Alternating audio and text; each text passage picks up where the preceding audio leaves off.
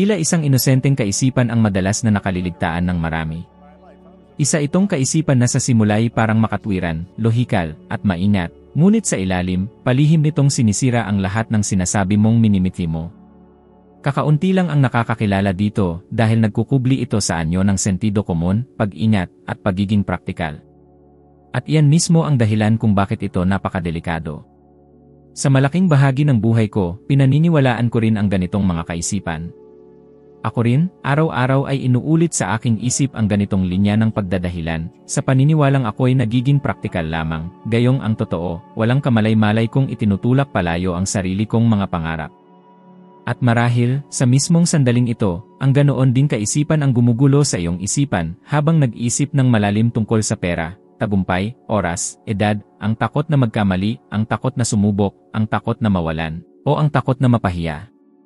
Ilang beses mo nang nahuli ang sarili mong nag-isip, hindi iyan para sa taong tulad ko, hindi iyan magyayari sa totoong buhay, lamang ang mga ipinanganak na mayaman, nakapagpapabago ang pera ng tao, o, kung lalago ako, baka mawala pa ang lahat ng mayroon ako. Mukha itong inosente, ngunit ang mismong paraan ng pagdadahilan na ito ang lumilikha ng hindi nakikitang hadlang sa pagitan mo at ng iyong pinakamalalim na hangarin.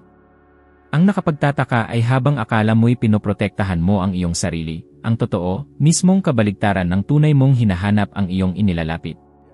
Karamihan ay nagsasabing nais nilang umunlad, ngunit sa kaibuturan, nagtatago ang malalim nilang takot sa sarili nilang tagumpay. Nagsasalita sila tungkol sa pagbabago ng kanilang buhay, ngunit kinikilabutan sa ideyang iwanan ang nakasanayan. Ilang beses mo nang nakita ang iyong sarili na nagdadalawang isip na gumawa ng isang malaking hakbang na pinipigilan ng kaisipang, paano kung magkamali ang lahat? Paano kung sabihin ko sa iyo na ang mismong paano kung kinaiyan ang pangunahing dahilan kung bakit hindi ka pa nakararating sa lugar na gusto mong mapuntahan? Nakilala ko ang mga taong may pambihirang talento at kaisipan na hindi umusad dahil tahimik nilang inuulit sa sarili, magsisimula ako kapag handa na talaga ako. At ang araw na yon, para sa kanila, ay hindi kailanman dumating. Tinataliman ng isip ang anumang ibigay mo rito na may kasamang damdamin. Hindi ito nakikipagtalo, hindi kumukontra, hindi nagsasala. Ito ay basta lang sumusunod. Kung araw-araw mong ulitin na mahirap kumita ng pera, hahanap ang iyong isip ng mga patunay na sumusuporta riyan. Kung igigiit mo na ang tagumpay ay para lamang sa ilan, aayusin nito ang iyong buhay upang kumpirmahin ang paniniwalang ito. Kung patuloy mong sasabihin na laging nagkakamali ang mga bagay-bagay, masigasig itong magtatrabaho upang mapanatili ang ganoong sistema. Hindi humuhusga ang iyong isip, ito ay sumusunod. Ito mismo ang dahilan kung bakit maraming tao ang nakakulong sa pinansyal, emosyonal, at propesyonal na mga siklo na tila isang sumpa, ngunit sa katunayan ay mga pag-ugali lamang sa pag-isip na aktibong gumagana. Nagkaroon ng yugto sa buhay ko na halos wala akong mahawakan. Palipat-lipat ako ng trabaho, lutang, walang patutunguhan, basta lang nabubuhay. Nagtatrabaho ako sa mga pabrika, sa mga gasolinahan, nagpapalit ng gulong, nilulumuha ang aking mga kamay araw-araw, tinatanggap ang anumang trabahong dumating. Sa panlabas, sinasabi kong sinusubukan ko, ngunit sa kaloob-looban, kumbinsido akong ito na ang pinakamataas na mararating ng aking kakayahan. Hindi ko nakita ang aking sarili bilang isang taong nakalaan para sa tagumpay. At alam mo ba kung ano ang inosenteng kaisipang gumagabay sa lahat ng iyon? Normal lang ito, ganyan talaga ang buhay. Hanggat pinaniniwalaan ko yon, walang nagbago sa buhay ko. Hanggang isang araw, tuluyang nabasag ang ganoong pag-isip. Sa kauna-unahang pagkakataon, naunawaan ko na hindi ang mundo ang kailangang magbago, kundi ang paraan ng aking pagtingin sa sarili, sa pera, at sa sarili kong halaga. At nang mangyari ang panloob na pagbabagong iyon, nagsimulang magbago ang lahat sa labas. Nasaksihan ko ang mga individual na lubos na binago ang kanilang buhay nang sinimulan nilang ihanay ang kanilang mga kaisipan, damdamin at pagkilos. Isang malinaw na halimbawa nito ay isang taong kinikilala ng lahat, isang taong lumampas sa isang tila imposible na realidad upang makamit ang malaking tagumpay matapos palitan ng husto ang pananaw niya sa sarili at sa mundo. Ang individual na ito ay nagsimulang isipin kung sino siya dapat maging, araw-araw, kahit na tila sinasalungat ito ng lahat ng nasa paligid niya. Sa kabilang banda, nasaksihan ko rin ang mga sikat na personalidad na nawalan ng lahat dahil nanatili silang bihag ng mapanirang kaisipan, sa kabila ng pagkakaroon nila ng yaman, kasikatan, at napakaraming pagkakataon. Ipinapakita nito na hindi ito tungkol sa kung ano ang mayroon ka sa kasalukuyan, kundi sa kung ano ang pinaniniwalaan mong tunay na posible para sa iyo. Ipinapakita ng mga bagong pag-aaral na ang pananaw ng isang tao sa pera ay direktang konektado sa antas ng kanilang stress, pagkabalisa, pabigla-biglang pagdedesisyon, at maging sa kanilang relasyon sa pamilya. Ang mga tumitingin sa pera bilang laging kinukulang ay nabubuhay sa tuloy-tuloy na tensyon, kahit malaki ang kinikita. Sa kabaliktaran, ang mga individual na naglilinang ng mindset ng paglago ay may kakayahang pamahalaan ang kanilang pananalapi ng mas epektibo, mas kaunti ang nagagawang pabigla-biglang pagkakamali, at mas matatag na nakapagpapayaman. Hindi ito mahika, ito ay isang kaisipang gumagabay sa pag-ugali. At ang paulit-ulit na pag-ugali, sa huli, ang naghuhubog sa kapalaran. Ngayon, maging tapat ka, ilang pagkakataon na ba ang pinalampas mo dahil ipinasya mong hindi ito para sa'yo? Ilang beses mo nang iniwan ang isang plano bago pa man ito magsimula dahil may ibang nagsabi na masyado itong mahirap? Gaano kadalas mo nang sinabotahe ang iyong sarili nang hindi mo namamalayan habang sa akala mo ay nag-ingat ka lamang? Ang inosenteng kaisipan ay madalas na lumilitaw bilang maghihintay ako ng perpektong kondisyon. Ngunit ang totoo, bihira lang lumitaw ang perpektong kondisyon. Ang mga naghihintay ng matagal ay napapalampas ang sarili nilang tren ng buhay. Ang takot ay nagkukubli bilang pag-iingat, ang kawalan ng kumpiyansa ay nagkukunwari bilang pagpapakumbaba, at ang pagpapaliban ay nagpapanggap na masusing pagpaplano. Dahil dito, ginugugol ng mga tao ang buong taon na kumbinsido silang kumikilos ng responsable, gayong ang totoo, tinatakasan lang nila ang kanilang tunay na potensyal. Kailangan ng isip ng bagong direksyon upang mabago ang takbo nito. Isang bagong imahe, isang bagong panloob na pag-uusap, isang bagong emosyonal na desisyon. Dahil hanggat patuloy mong inuulit ang parehong mga kaisipan, tiyak na patuloy kang lilikha ng parehong mga resulta. At ang pinakanakakabagabag sa lahat ng ito ay libu-libong individual ang mamumuhay sa kanilang buong buhay nang hindi man lang nalalaman na hindi pala ang mundo ang naglagay ng mga limitasyon sa kanila. Kundi ang tahimik nilang inuulit sa kanilang sarili araw-araw. Kung nabasa mo ito hanggang dito, hindi ito nagkataon lang. Mayroon sa loob mo na nagsimula ng maghinala na ang tila inosenteng kaisipang ito ay maaaring humahadlang sa iyong pag-unlad sa loob ng mga taon.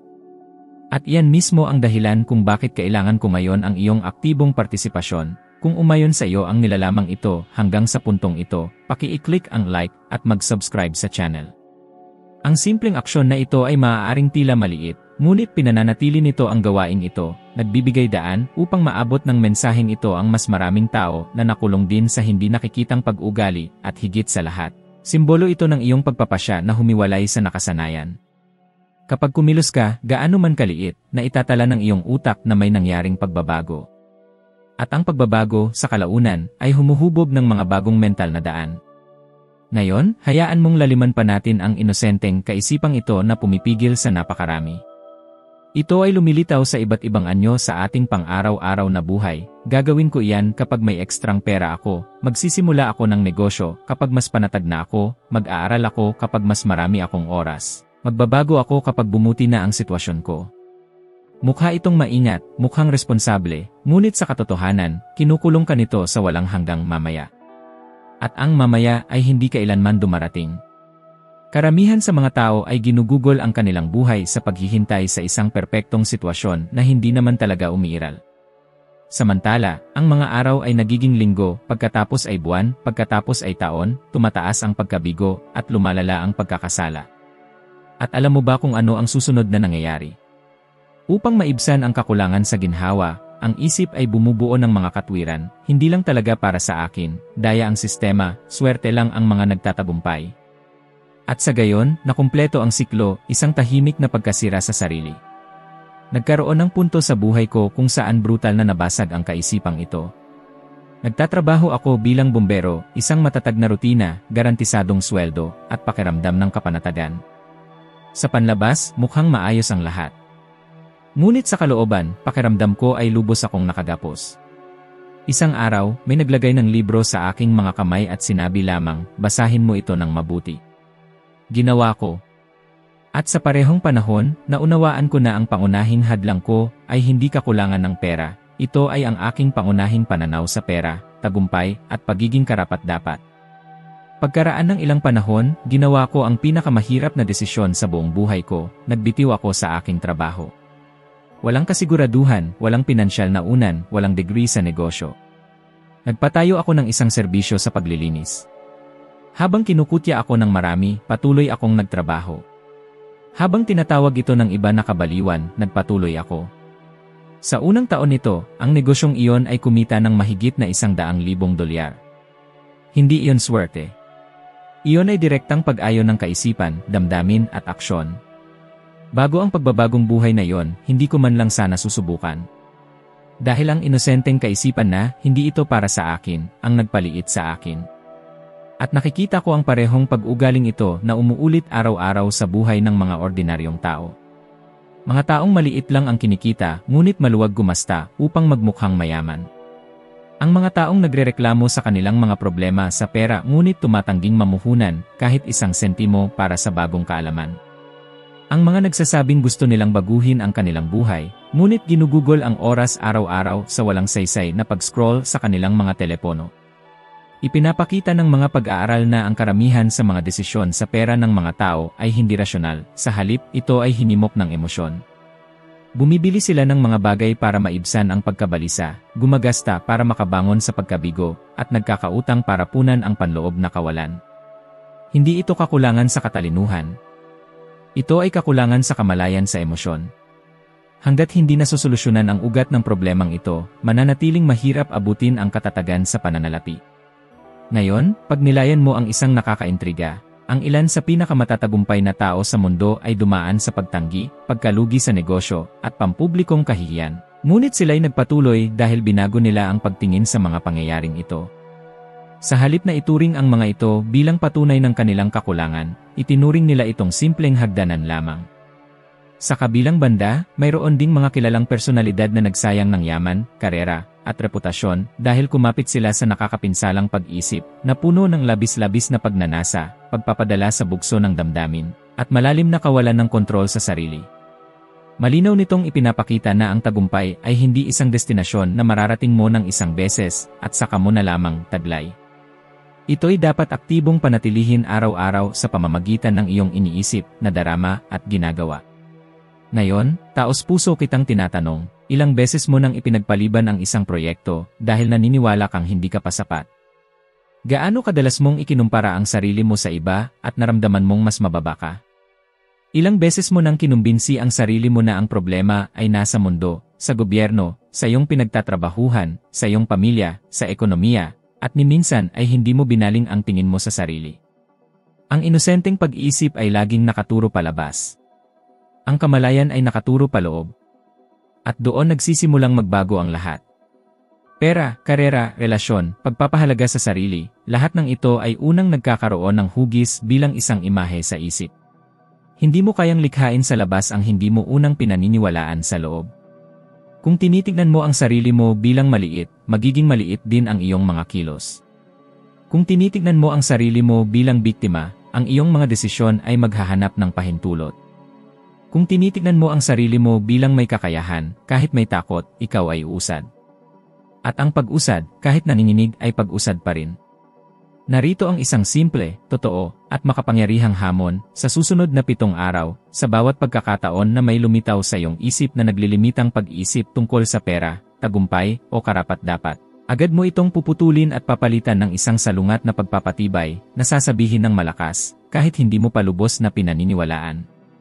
Ang isip ay natututo sa pamamagitan ng pag-uulit.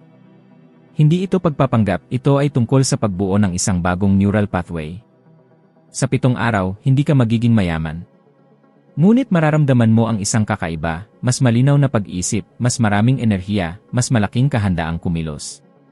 At iyon na ang simula ng pagbabago na karamihan sa mga tao ay hindi kailanman pinahihintulutang mangyari.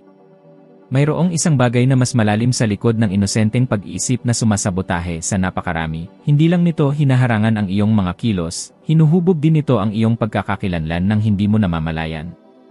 Unti-unti, ang mga tao ay humihinto sa pag-isip ng dumadaan ako sa isang mahirap na yugto at nagsisimulang mag-isip ng ganito talaga ako. Sa puntong ito, ang problema ay hindi na panandalian kundi nagiging estruktural.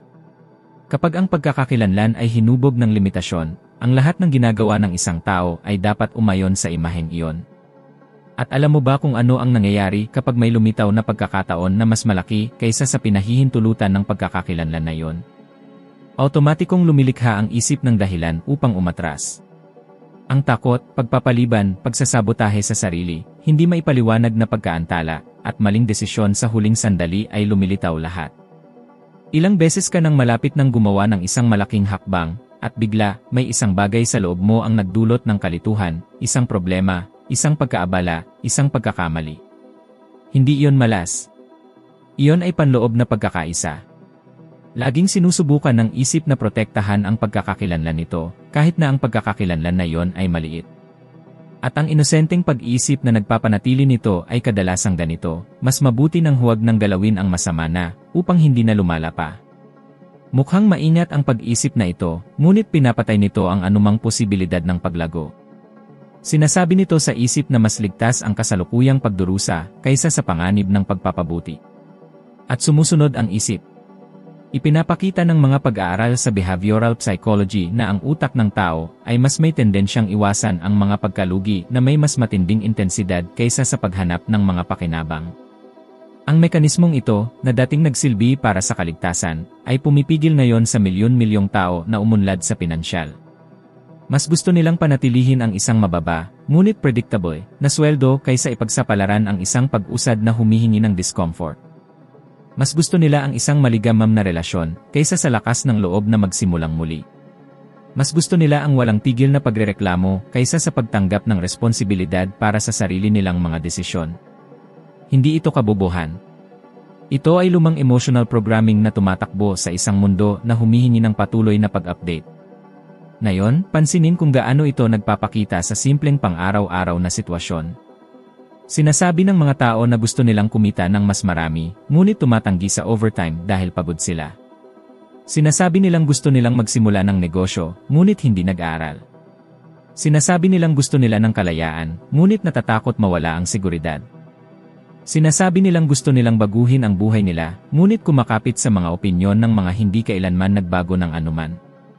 At sa pagtatapos ng taon, titignan nila ang nakaraan at mararamdaman ang pinaghalong pagkadismaya at pagkakasala, iniisip, mabilis na lumipas ang taon. Hindi ito mabilis na lumipas. Hindi ka lang kumilos nang may pagkakataon ka. At sa bawat pagkakataon na hindi ka kumikilos, naitatala ito ng isip bilang kumpirmasyon na talagang hindi ka may kakayahan. Ganito nabubuo ang isang bilangguan ng walang rehas. Isang malinaw na halimbawa kung paano binabago ng pagbabago sa pagkakakilanlan ang mga resulta ay makikita sa isang tao na mula sa patuloy na pagtanggi ay nagkaroon ng napakatagumpay na karera matapos magpasya na hindi na nila tatanggapin ang imahe. Nang pagkabigo na pilit ipinapataw ng mundo sa kanila, isang taong nakarinig ng dose-dosenang hindi bago nakarinig ng isang at sino sa pamamagitan ng pagbabago ng kanilang sariling pagtingin sa sarili, ay lubos na binago ang kanilang landas. Sa kaibahan, mayroon ding isang sikat na personalidad sa buong mundo na nakamit ang yaman, pagkilala, at kapangyarihan, ngunit pinanatili ang mga nakakasirang pag-isip na pinasigla ng bugso ng damdamin at kawalan ng emosyonal na kontrol. At ito ang nagtulak sa kanila sa malalaking pagkalugi sa pananalapi, paghihiwalay, at pagbagsak ng reputasyon. Malinaw nitong ipinapakita na ang pera ay hindi lamang nagpapalakas ng mga kabutihan. Ito ay nagpapalakas ng kung ano ang nasa loob na. Kung nalilito ang isip, nagiging magulo ang buhay sa isang malaking sukat. Ngayon, gusto kong mapansin mo ang isang napakahalagang bagay. Ang inosenteng pag-iisip ay halos laging kasama ng isang komportableng emosyon. Pinapawin nito ang pagkabalisa sa panandalian. Binibigyang katwiran nito ang pagpapaliban. Nag-aalok ito ng isang katanggap-tanggap na dahilan sa lipunan. Gayunpaman, kapalit ng panandali ang ginhawang ito, nagbabayad ka ng mga taon ng naipong pagkadismaya. At ang pagkadismayang iyon ay hindi nawawala. Nagiging kapaitan nito, emosyonal na pagkapagod, iritasyon sa mga umaasenso, at matagalang pagkadismaya. Nagsisimulang sabihin ng mga tao na ang tagumpay ay isang ilusyon, na ang pera ay nagdadala lamang ng problema, na ang mga umaasenso ay nagbebenta ng kanilang kaluluwa. Hindi dahil totoo ito, kundi dahil mas hindi masakit na hindi maniwala sa tagumpay kaysa aminin na kinulang ng tapang upang subukan. Laging pinipili ng isip ang salaysay na pinakakunti ang sasaktan sa ego. Gayunpaman, ang pagpiling iyon ay nagiging mahal sa kalaunan. Sa larangan ng pananalapi, mas kitang-kita ito. Karamihan sa mga tao ay hindi nawawala ng pera dahil sa kakulangan ng oportunidad, nawawala ito dahil sa mga desisyong ginawa sa bugso ng takot o labis na kagalakan. Bumibili sila dahil sa emosyonal na pagnanasa o nagbebenta dahil sa panik. Ipinapakita nito na, kung walang panloob na pagkontrol, ang pera ay nagiging pampalakas ng kawalang katatagan. Kaya naman, ang pagbabago ng iyong pag-iisip ay nagbabago rin ng iyong relasyon sa pera, sa oras, at sa iyong sariling halaga. Kapag nagbago ang pagkakakilanlan, automatikong nagbabago ang pag-ugali, nang hindi na angailangan ng labis na kagustuhan.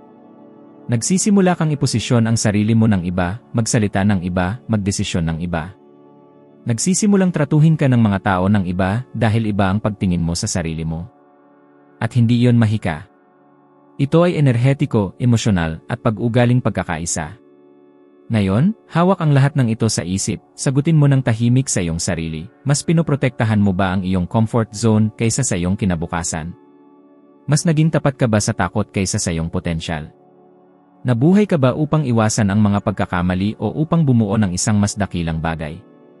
Ang inosenteng pag-isip ay laging nag-aanyaya sa iyo na maghintay. Ang kamalayan ay laging nag-aanyaya sa iyo na kumilos. At sa pagitan ng paghihintay at paggawa ay naroon ang hindi nakikitang linya na naghihiwalay sa mga nakakaraos lamang mula sa mga bumubuo ng buhay na tunay na sulit mabuhay.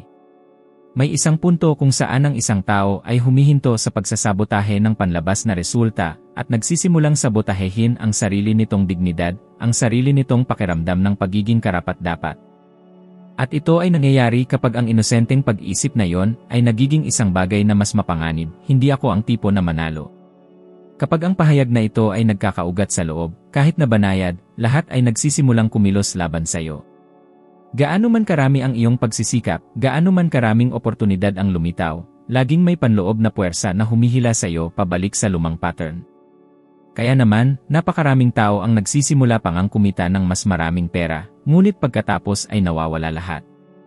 Hindi dahil malupit ang merkado, kundi dahil ang pagkakakilanlan na dala nila ay isa pa rin ng kakulangan.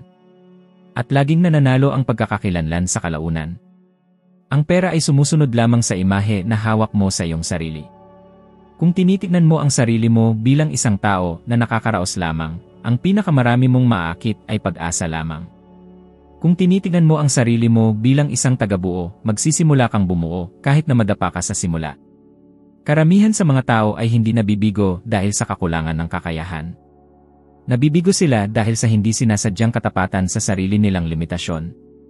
Mayroon ding isang kakaibang pangyayari na napagmasdan ng agham sa loob ng ilang dekada, kapag naniniwala ang isang tao na hindi sila karapat-dapat sa isang bagay. Ang utak ay pumapasok sa isang patuloy na estado ng tensyon sa anumang senyales ng pakinabang o pag-unlad. Sa halip na makaramdam ng seguridad, nakakaramdam sila ng pagkakasala. Sa halip na makaramdam ng kasiyahan, nakakaramdam sila ng takot na mawalan. Ito ay nagpapagana ng stress system, nagpapataas ng cortisol, nagpapababa ng mental clarity, at humahantong sa hindi magagandang desisyon. Nagsisimula silang magkamali kapag kailangan nilang gawin ang tama. Gumagastos sila kapag dapat mag-ipon. Nagtitiwala sila kapag dapat magmasid. Sumusuko sila kapag dapat magpatuloy. Hindi dahil mahina sila, kundi dahil hindi sila komportable sa isang emosyonal na espasyo na hindi umaayon sa kanilang lumang self-image. At bumabalik sila sa kung saan sila nakakaramdam ng ligtas, kahit na ang lugar na iyon ay kakulangan. Ngayon, pansinin kung paano ito nagpapakita sa totoong buhay. May isang tao na sa wakas ay nakakuha ng aumento, at ilang linggo lamang pagkatapos, lumilikha ng bagong gastos upang manatili sa parehong pinansyal na paghihirap. May isang tao na nagsimula ng negosyo na nagpapakita ng paglago, at sa mismong sandaling iyon, nagpapabaya sila, tumitigil matuto, nawawala ng focus, dahil sa kaibuturan ng kanilang pag-isip, naniniwala silang hindi ito magtatagal. May pumapasok sa isang malusog na relasyon at nagsisimulang lumikha ng gulo nang hindi namamalayan, dahil hindi nila nararamdamang karapat-dapat sila sa kapayapaan. Ang inosenteng kaisipan na sumusuporta sa lahat ng ito ay simple, hindi ito magiging maayos ng matagal. Kapag naging panloob na katotohanan iyon, nagmamadaling patunayan ng isip. At lagi itong nagtatagumpay. Ang panlabas na mundo ay nagiging entablado lamang kung saan paulit-ulit na tumatakbo ang panloob na senaryo. Sa kabilang banda, kapag nagpasya ang isang tao na kumawala mula sa ganitong gawi, ang mga resulta ay mistulang kababalaghan sa paningin ng iba. Isang tahimik na panloob na pagbabago ang nagbubunga ng matunog na panlabas na pagbabago. Nakita na natin itong nangyari ng hindi mabilang na beses sa mga taong ganap na binago ang takbo ng kanilang sariling buhay matapos ang isang panahon ng pagtanggi, pagkalugi, at kabiguan, dahil isang araw ay tumanggi lamang silang tingnan ang sarili bilang talunan. Mula sa sandaling iyon, tumigil sila makipagtalastasan sa kanilang sariling pagdududa. At kapag nawala ang kapangyarihan ng pagdududa sa pagpapasya, isinilang ang disiplina. Kapag isinilang ang disiplina, sumusunod ang mga resulta, kahit paunti-unti sa simula. Sa kabilang dako, nasaksihan din natin ang mga personalidad na nakamit ang lahat ng pinapangarap ng marami, kayamanan, katanyagan, impluensya, ngunit nawala ang lahat dahil hindi nila makontrol ang kanilang isipan. Patuloy silang umilos ayon sa bugso ng damdamin, labis-labis na paggawa, at panloob na pananabotahe sa sarili. Nagpapakita ito ng isang malinaw na aral, ang hamon ay hindi lamang tungkol sa pag-ipon ng kayamanan. Ang tunay na pagsubok ay nasa pagiging uri ng tao na kayang panatilihin ang kanilang nakamit.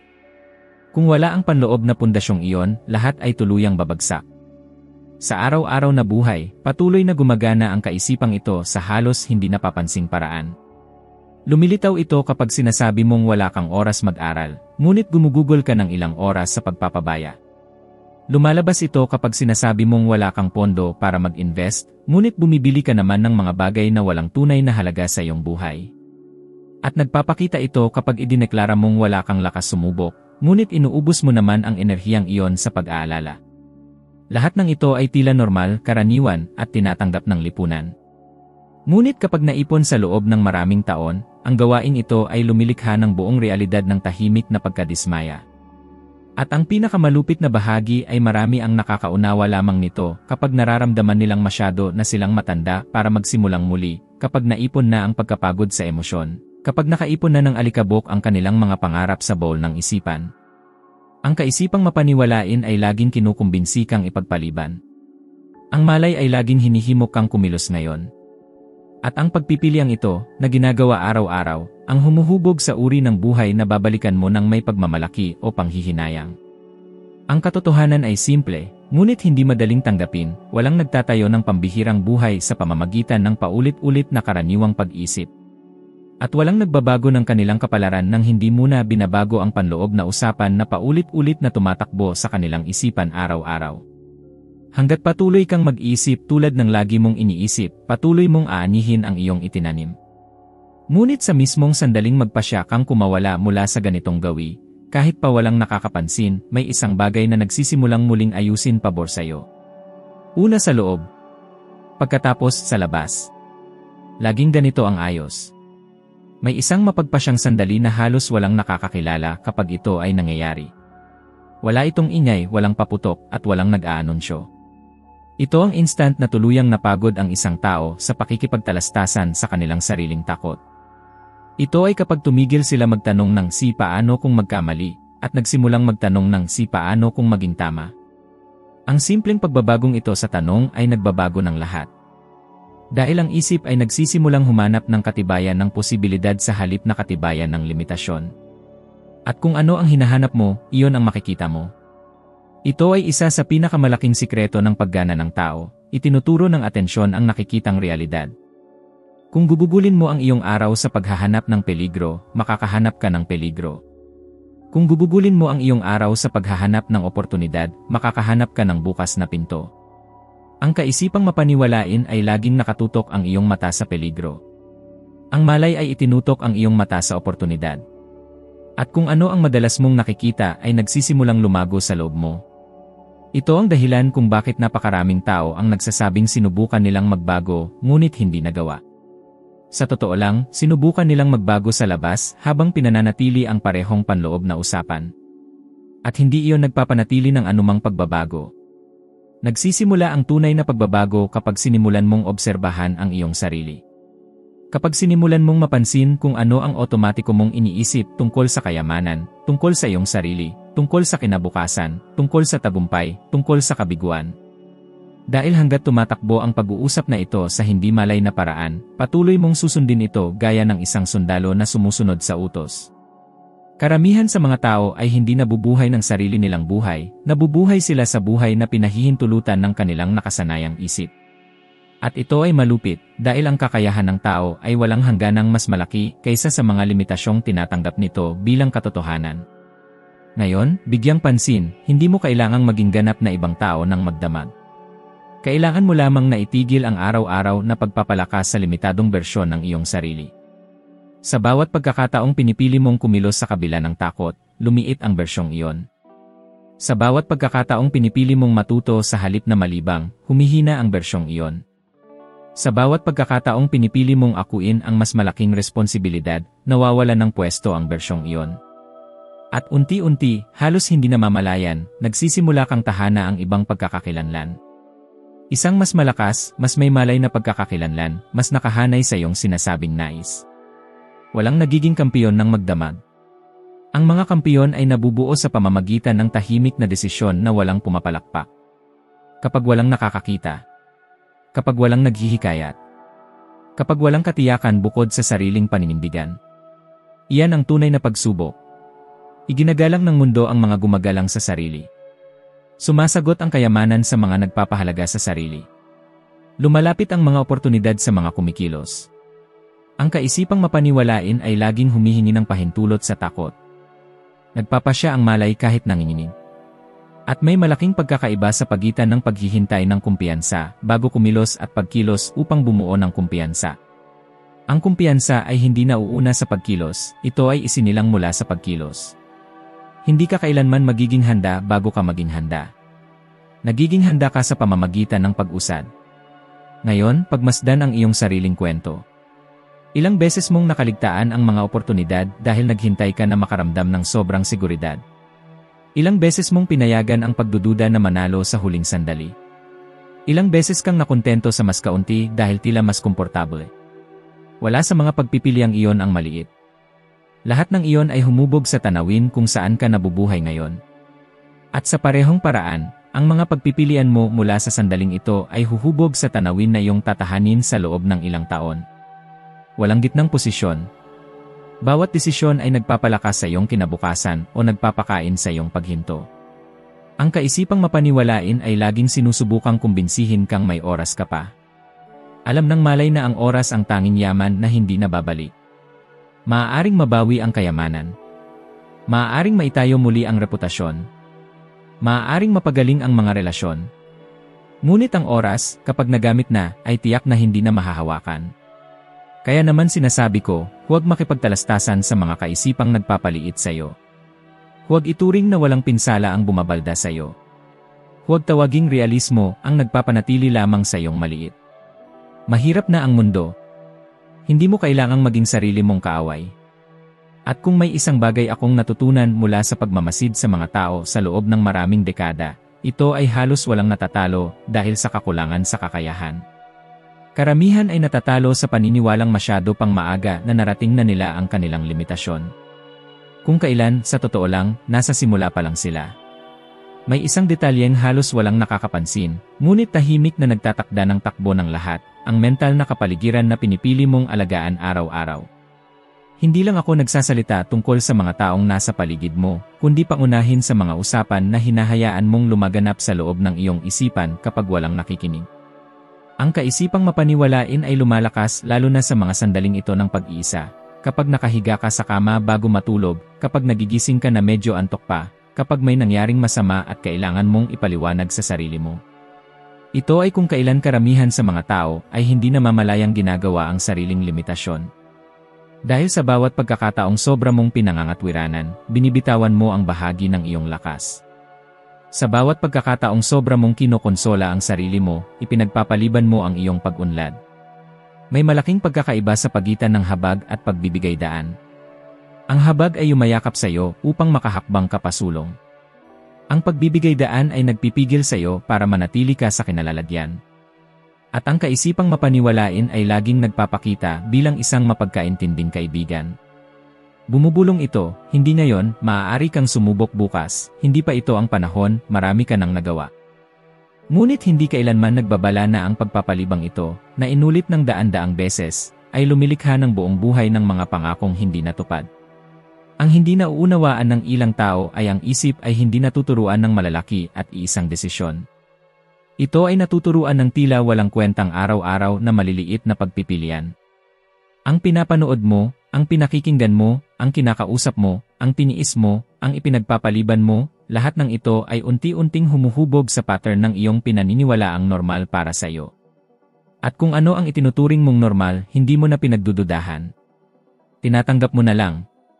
Maraming tao ang hindi nabubuhay ng mahirap dahil sinadya nilang pumili ng maliit na buhay, kundi dahil unti-unti silang nasanay dito.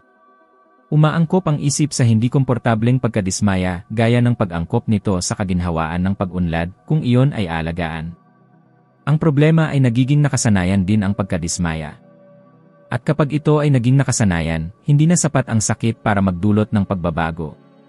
Nakita ko ang mga taong nakulong sa loob ng ilang dekada sa mga sitwasyong kinamumuhian nila, hindi dahil walang labasan, kundi dahil naging bahagi na ng kanilang pagkakakilanlan ang sakit na yon. Kilala ito, nahuhulaan, pamilyar. Ang hindi kilala, kahit pa posibleng mas mabuti, ay tila mas nakakatakot. Ang kaisipang mapaniwalain ay sadyang pinaninindigan ang lohikang ito, masama ito, ngunit ito ang alam kong harapin. Ngunit may kaakibat na napakalaking halaga ito. Bawat taon na ginugugol mo sa pagtitiis ng mas mababa kaysa sa kaya mong pamuhay, sinasanay mo ang isip mo na maniwala na ito lang ang nararapat para sa iyo. At naniniwala ang isip. Laging naniniwala. Sa paglipas ng panahon, hindi mo na mararamdaman kahit ang pagtutol, kundi isang tahimik na pagod, isang uri ng pagsuko na kumukuha ng kinang sa iyong mga mata. Ang isang tao'y tumatawa pa rin, nagtatrabaho pa rin, nakikipag-usap pa rin, pero sa kaibuturan, may bahagi na sa kanila ang sumuko sa sarili. At ito ay kalunos-lunos, dahil ang potensyal ay naroon pa rin, buo, naghihintay ng pahintulot upang maipahayag ang sarili. Ang kaisipang walang muwang ay hindi agad-agad sumisira ng mga pangarap. Unti-unti nitong pinapahina ang kanilang tinig, hanggang sa maging malalayong alaala na lamang sila ng isang bagay na dating tila posible. At nangyayari ito sa mga tao sa lahat ng edad. Mga kabataan na nararamdaman ng masyadong matanda na sila para sumubok. Mga matatanda na naniniwalang lumipas na ang kanilang panahon. Mga taong may malaking talento pero namumuhay na parang ordinaryo, hindi dahil sa kapakumbabaan, kundi dahil sa takot na yakapin ang kadakilaan. Nakakatakot ang kadakilaan dahil kaakibat nito ang pananagutan sa sariling mga bunga. Ang mga yumayakap sa kanilang kadakilaan ay hindi na madali nilang masisisi ang mundo. At doon umaaksyon ang kaisipang walang muwang upang protektahan ang ego, kinukumbins ka nitong mas mabuting maging maliit at payapa kaysa dakila at may pananagutan. Ngunit ang kapayapaang iyon ay ilusyon lamang. May malaking kapalit ito. Ang binabayaran nito ay oras, oportunidad, karanasan, pagmamalaki, kaganapan. Sa kaibuturan, halos lahat ay alam na may iniiwasan silang mas malaki. Sa halip, pinipili mong tawagin itong pag-iingat, realismo, o katinuan. Ang isip mo ay napakahusay magbalakayo ng iyong pag-iwas sa pagtanda gamit ang magagandang salita. At habang nagpapatuloy ang panloob na dramang ito, ang iyong panlabas na buhay ay sumusunod sa script ng komportableng pagiging karaniwan. Ang magandang balita ay ang siklong ito ay hindi nasisira ng karahasan o ng kawalan ng pag-asa. Nasisira ito sa kalinawan. Sa sandaling iyon, kapag tiningnan mo ang sarili mo at nagpasya kang tumigil sa pagsisinungaling sa sarili mo. Tumigil sa pagkunwari na hindi mo nakikita. Tumigil sa pagsasabi sa sarili na maayos ang lahat kung sa kaibuturan mo, alam mong hindi. Ang sandaling ito ay hindi maingay. Tahimik ito. Pero ito ay ganap. Dahil mula sa puntong iyon, hindi ka na makakapagkunwari na hindi mo alam. Nagsisimula kang makita ang sarili mong mga gawi habang nabubuo pa lang ang mga ito. At kapag nahuli mo ang mga ito ng maaga, maaari mo silang pigilan bago sila maging iyong kapalaran. Sa puntong ito nawawala ng kapangyarihan ang kaisipang walang muwang. Hindi dahil naging walang takot ka na, kundi dahil nagkaroon ka ng isang bagay na mas malaki pa kaysa takot, ang kalinawan kung ano ang mawawala sa iyo kung mananatili ka sa dati. At kapag naging mas mahal ang manatili sa kinalalagyan kaysa sa hirap ng pagbabago, ang pagbabago ay hindi na isang malayong opsyon, ito ay nagiging isang hindi maiiwasang pangangailangan. Doon nagsisimulang tunay na magbago ang buhay mula sa otomatikong paggabay patungo sa may malay na direksyon. Siguro, habang binabasa mo ito, nakilala mo ang mga kaisipang tila hindi makakasama para maging mapanganib. Ngunit kapag tiningnan ng may mas maraming katapatan, ay tahimik na humuhubog ng maraming desisyon sa iyong buhay. Ang pagkaunawang ito pa lamang ay nagbubunsod ng pagbabago sa iyong kalooban. At kaya, may isa lang akong hihilingin sa iyo ngayon. Isipin ang isang espesyal na tao, isang taong kilala mo na patuloy na minamaliit ang sarili, nagpapaliban, o sinasabotahe ang sarili nang hindi niya napapansin, at ibahagi sa kanila ang bidyong ito. Minsan, isang mensahe lamang sa tamang sandali ay maaaring magsilbing simula ng pagbaliktad ng kapalaran na walang iba ang nakapagpasimula. Wala kang ideya ang epekto nito sa buhay ng isang tao. At habang patuloy na umaalingaw ang pagninilay na ito, tandaan mo ito, ang mga kaisipang pinili mong alagaan ngayon ang bubuo sa realidad na gigisingan mo bukas. At ang pagpiling iyon, kahit tahimik, ay hindi kailanman walang kabuluhan. Sama-sama tayong umusad at magkikita tayo sa susunod na video.